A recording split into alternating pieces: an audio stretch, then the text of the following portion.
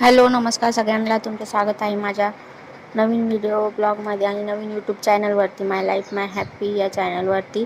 तर बघा, इकडं संध्याकाळचा टाईम झालेला होता आणि भाजीपालासुद्धा आणलेला होता, टमाटर आणि शिराचे दोडके, अद्रक.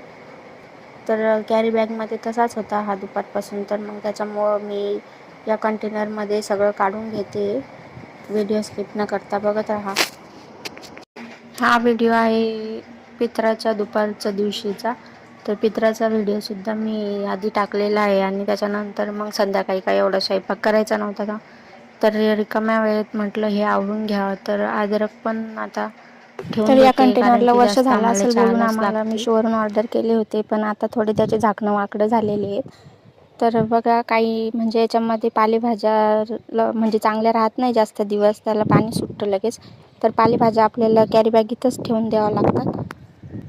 याच्यामध्ये दोडके, टमाटे, मिरच्या आणि भेंडी वगैरे असंच बसतं. तर बटाटे ते तर आपण बाहेरच ठेवतो आणि पालक भाजी, मेथीची भाजी हे सगळं आपण कॅरी बॅगमध्ये ठेवू शकतो, कारण की याच्यामध्ये लगेच त्याला पाणी सुटतं. आणि मग नंतर ते भरून ठेवलं आणि फ्रीजमध्ये ठेवून दिले ते डबे. आणि इकडे बघा मस्त माझ्या चालू आहे इकडं बेडीच्या भाकरी करणं आणि गरमागरम भाकरी आणि ठेचासुद्धा करायचा होता त्याच्यासोबत.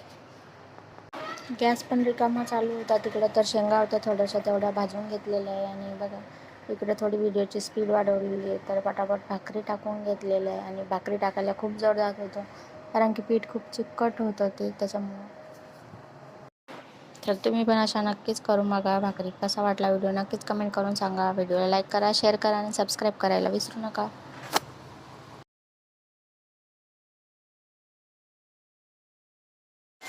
मस्त आपल्या बेरडीच्या भाकरी करून झालेल्या आहे. आणि इकडं ठेचा पण आहे त्याच्यासोबत. आणि इकडं बटाट्याची चटणी केलेली होती.